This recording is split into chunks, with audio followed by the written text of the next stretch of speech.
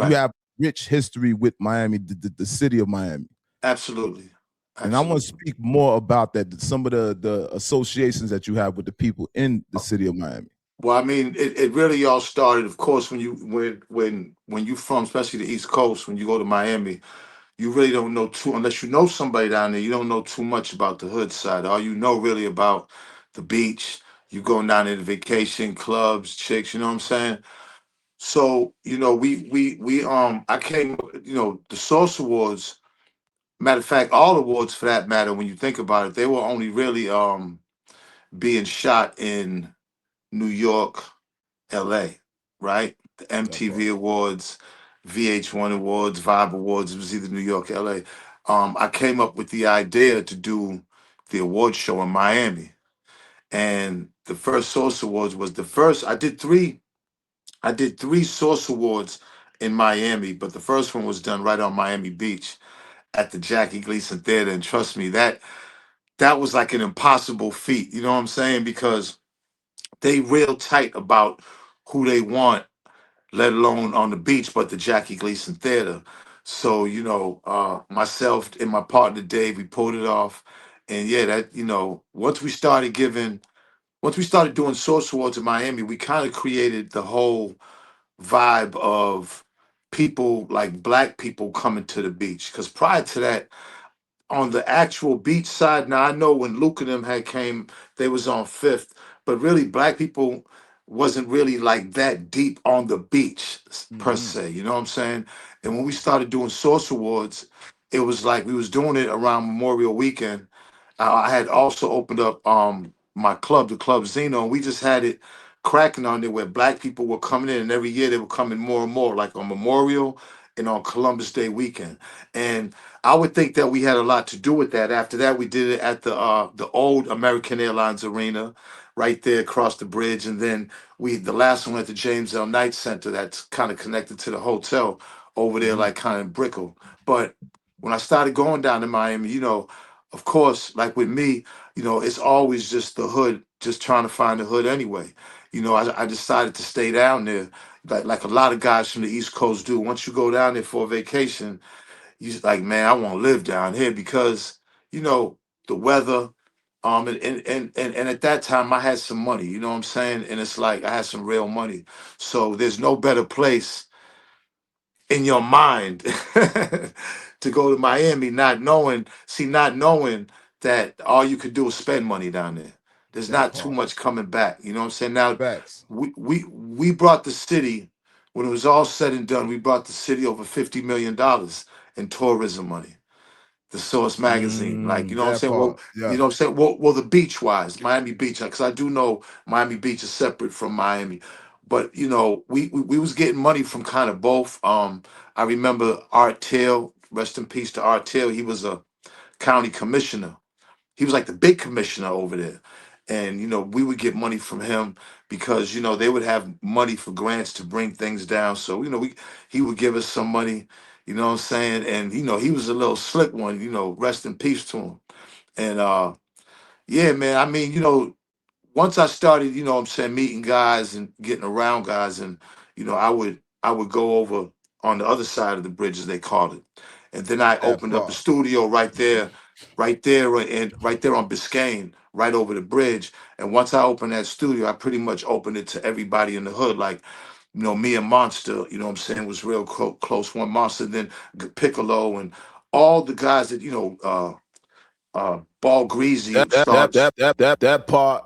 Yeah, yeah, That yeah, part. yeah. Like Ball Pardon Greasy, me, like because you all of them. just Like, you name dropping all the people that I was about to mention, like the Snoops, and these are oh people that man, I'm familiar with, and you speaking about the city. So man, I could go on and on and on. You know what I mean? Rest in peace to P Man Sam. I mean, I've been over on Sundays over at Michael the Black Man's house for the jet ski part. I mean, jet ski parties, that part.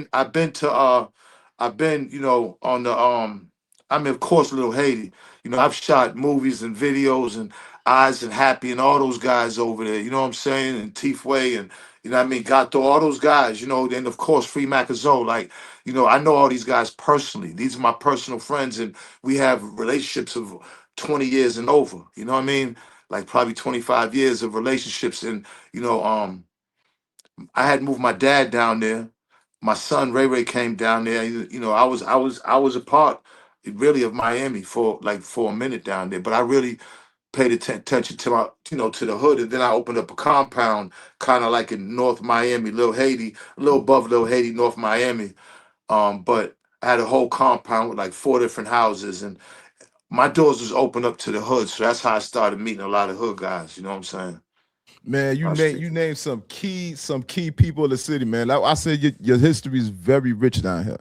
And like I Man, told you, when it comes to the city, like I'm really, connected with the major people that are like the pillars of the city. right? So that's the reason why Absolutely. this conversation is No, historical. You feel me? no, because look at like with me, it was crazy because that was a time again. I was able to do that because I had money, and I was able to like to really like let guys use the studio. And then I formed a group called the First 48. P Man Sam's brother Cognito,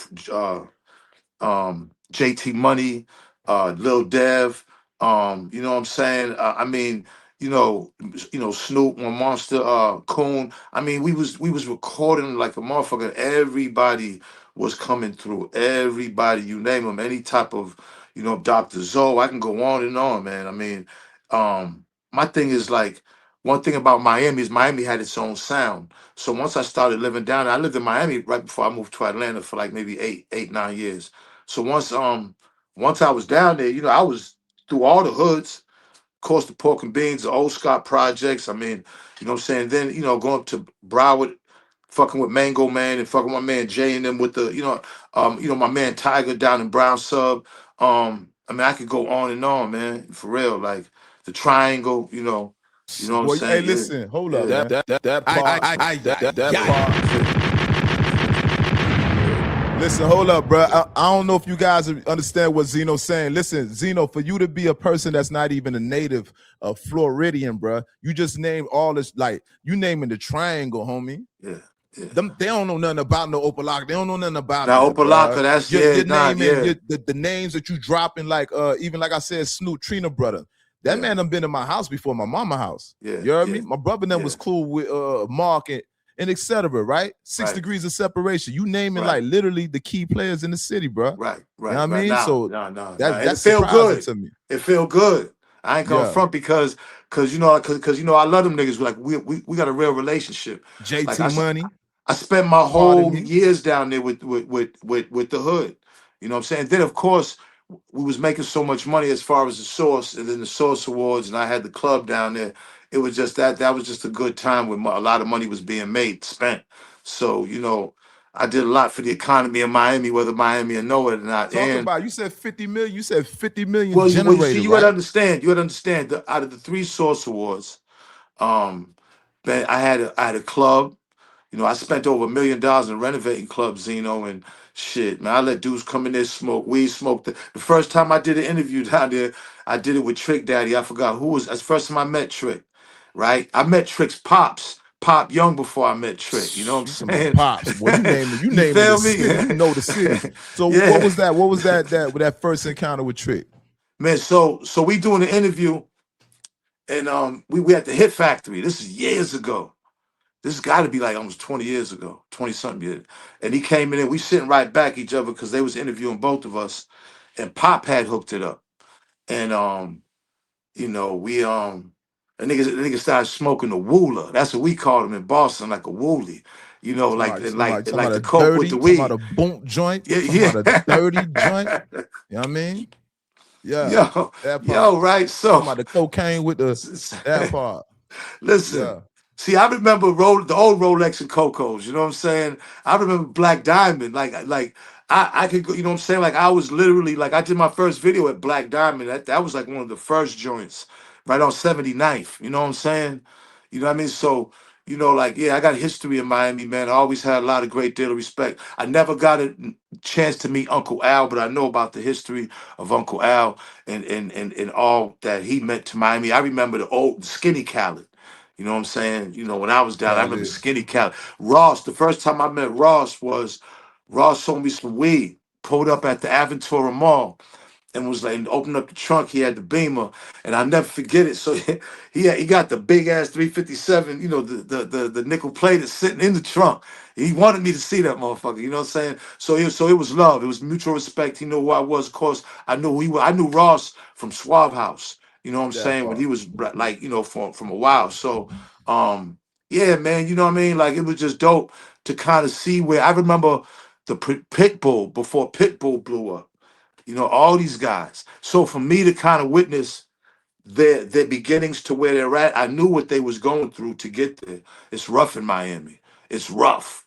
You know, it's not like any other city in America as far as over the bridge. Now, a lot of people think that Miami is just sun and fun when they think of the beach, but a lot of them don't know. In the '70s and the '80s, that beach was a shithole, and you know, it wasn't until the cocaine came through there and just made Miami Beach what it was.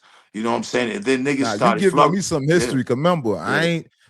yeah. I'm above Yeah, 40. You Miami was know a what I mean? But shithole. I Like don't know you can about look at South Beach in the Scarface '70s, when you really, look at other than what I Scarface. see. Yeah, when you see Scarface and you see Tony when he come to the hotel when he had shot dude and Yeah. right there Miami Beach. It was just for old people and drug addicts. It was no money down there. You know what I'm saying? No money. And then when the cocaine came, that era pretty much built the whole, not just Miami, but Brickell, downtown, all that shit. So, you know what I'm saying? Like black people wasn't coming on that beach at all.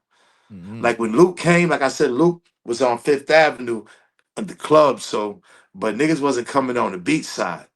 So when I came to Miami, and I know I don't know who's gonna refute this because I know how the internet is. Oh man, but as far as I know, you know what I'm saying? I had a lot to do with black people the way it is now when they come for spring break and Memorial Weekend, Columbus Weekend, because that was our weekend when we did the Source Awards. But that was because of Benzino. Like, you know what I'm saying? Like when you came to my club, I was letting niggas come in any way you want. There was no club on Miami that was doing that.